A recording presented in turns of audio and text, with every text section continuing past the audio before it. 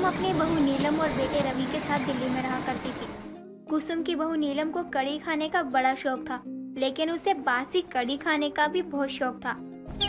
ऐसे ही एक रोज कुसुम की पड़ोसन कमला का उनके घर आना होता है। नीलम बहू, तुम्हारी सास कहाँ है? दिख नहीं रही है।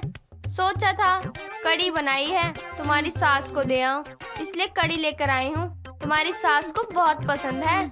कमला चाची, कढ़ी तो मुझे भी बहुत पसंद है, लेकिन बासी कढ़ी, लेकिन कभी खाने को ही नहीं मिलता। क्यों बहू, तेरी सास तुझे खाने को नहीं देती क्या, जो तुझे खाने को ही नहीं मिलता? अरे नहीं नहीं, ऐसा कुछ नहीं है चाची। बस जब भी खाने के लिए बासी कढ़ी रखती हूँ, तभी कोई न कोई जानवर, कभी कुत्ता कभी बिल्ली आकर खा जाता है और मेरा बासी कढ़ी खाने का अरमान ही रह जाता है। क्या बात कर रही है बहू? अगर ऐसा है तो कढ़ी को अच्छे से ढककर क्यों नहीं रखती है? ढककर ही रखती हूँ, लेकिन पता नहीं ये बिल्ली और कुत्ते कहाँ से और कैसे आकर खा जाते हैं। लगता है बिल्ली और कुत्ते तेरे रिश्तेदार हैं, तभी तो तेरे जैसी आदत है उनको भी बासी कढ़ी खाने का। कमला और नीलम बात कर ही रही होती है कि तभी वहाँ नीलम की सास कुसुम आती है और कमला को देखकर कहती है, अरे क्या बात है, आज कमला हमारे घर? वैसे तो बहुत कम दिखती है, आजकल रहती कहाँ है पड़ोसन जी? कभी कभार दर्शन भी दे दिया करो अपने भक्तों को। अरे कुसुम बहन, कैसी बात कर रही हो आप? मैं और गायब गायब तो आप रहती हैं, कभी कहीं तो कभी कहीं। और कैसे आना हुआ हमारे घर? कोई बात हो गई क्या? किसी के बारे में कुछ चुगली करनी है? अरे कुछ मत बोलो, मैं तो तुम्हारे घर कढ़ी देने आई हूँ। तुम्हें बहुत पसंद है ना कढ़ी खाने, इसलिए लेकर आई हूँ। वाह क्या बात है, कढ़ी खाने को मिलेगी आज बहुत दिनों बाद। वैसे बहू, कढ़ी को अच्छे से ढक कर रख देना, वरना पता नहीं कब तेरे कुत्ते बिल्ली आ जाए कढ़ी खाने। कमाल की बात कर रही है, कुत्ते बिल्ली भी कहीं कढ़ी खाते हैं क्या? आज पहली बार सुन रही हूँ। तेरे घर में कढ़ी कुत्ते खाने आते होंगे ना? कमला हंसने लगती है।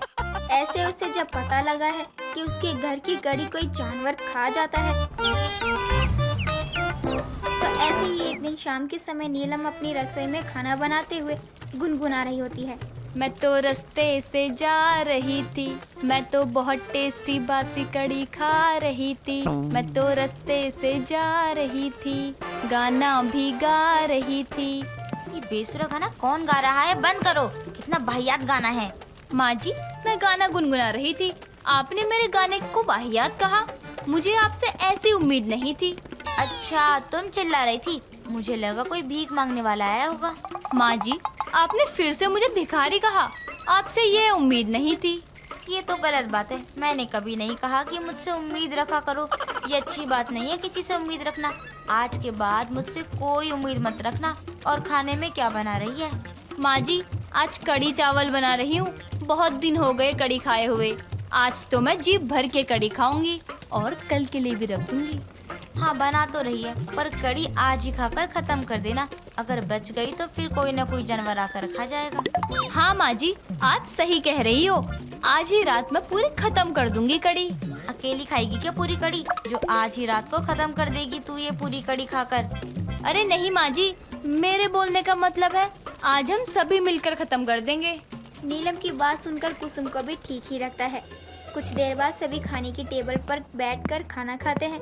सभी के खाना खाने के बाद भी कढ़ी बच जाती है। फिर से नीलम कढ़ी को ढककर रसोई में रख देती है।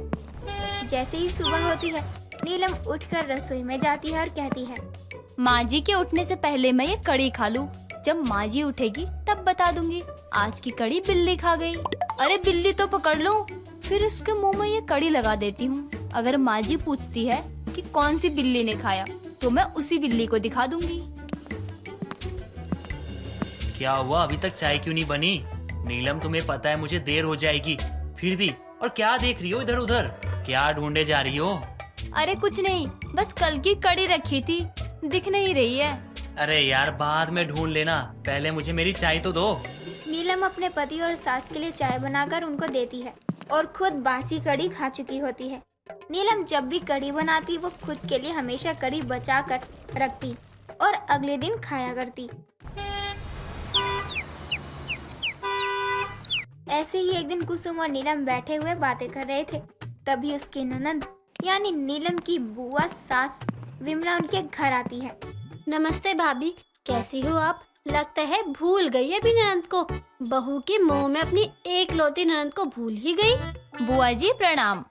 बुआ जी मुझे कुछ कहना था, बुरा मत मानिएगा, ठीक है? अरे अपने बच्चों की बात क्या ही बुरा मानने वाली है। बोल बहू, जो भी तुझे पूछना है। जैसे आप एक लौती ननद हो, वैसे ही माँ जी भी है आपकी एक लौती भाभी। तो बताओ, आप उनको याद करते हो? क्या बात है बहू, तेरी जुबान तो चाकू से भी ज्यादा धार है। और क्या तमीज है बहू तेरी, जैसे ही मैं आई हूँ मुझ पर ही बरसने लगी। वाह क्या संस्कार है। क्या बात है नन्हे जी, आप अभी तक नहीं बदली, ताना मारना भूली ही नहीं हो। वैसे मेरी बहू थोड़ी नादान है, छोटी बच्ची समझकर माफ कर देना। छोटी बच्ची, जुबान देखा कैसे चलती है, और आप कह रही हो कि छोटी बच्ची है। हद है। अब जाने भी दो कितना बोलूगी। आओ आराम से बैठो और गर्मा गर्म चाय पियो। मुझे भूख लग रही है, मुझे चाय नहीं चाहिए, कुछ खाने को दो। वैसे मुझे घर की कढ़ी की खुशबू आ रही है। क्या आप लोग ने कढ़ी चावल बनाए हैं? विमला के कड़ी चावल का नाम लेते ही अब नीलम को भी कड़ी खाने का मन करने लगता है और वो कड़ी को बनाने चली जाती है। कुछ देर बाद नीलम सभी को कड़ी चावल खाने को देती है और सभी खाना खा रहे होते हैं। तभी विमला बोलती है, वाह बहू, कढ़ी तो बहुत ही टेस्टी बनाई है तूने।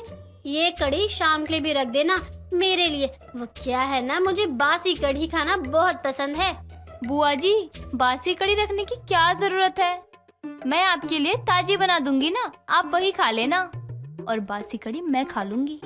ना बहू, बासी कढ़ी की बात ही कुछ अलग है। मुझे तो बासी कढ़ी खाने में बहुत मजा आता है। जो मजा बासी कढ़ी खाने में है, वो मजा ताजी कढ़ी खाने में नहीं है। क्या बात है बुआ जी, बासी कड़ी की तारीफ ऐसे आज तक किसी ने नहीं की। लेकिन कुछ भी हो जाए, आज मैं ये बासी कड़ी खा कर रहूंगी। बुआ सास और नीलम बासी कड़ी की बात कर ही रही होती है। तभी वहाँ कमला फिर से कुसुम के लिए कड़ी लेकर आती है और कहती है, क्या हो गया, ऐसी क्या बात हो रही है? और तुम सबने खाना भी खा लिया? मैं कड़ी लेकर आई थी, लेकिन तुम सबने तो खाना ही खा लिया। अब क्या करूं? चाची ये कड़ी बुआ जी के लिए रख देंगे, उन्हें बासी कड़ी खाना बहुत पसंद है इसीलिए। कमला के घर से आए हुए कड़ी विमला के लिए रख देती है और खुद अपने घर की बासी कड़ी खाती है और हमेशा की तरह बेचारे जानवरों के ऊपर इल्जाम लगा देती है। ऐसे ही कुछ दिन और बीत जाते हैं और अब तो कुसुम की बहू को बासी कड़ी खाने की लत लग चुकी थी। दोस्तों, अगर आपको ये कहानी पसंद आई तो इसे लाइक करें, शेयर करें और कमेंट करके बताएं कि कहानी में आपको सबसे अच्छा क्या लगा।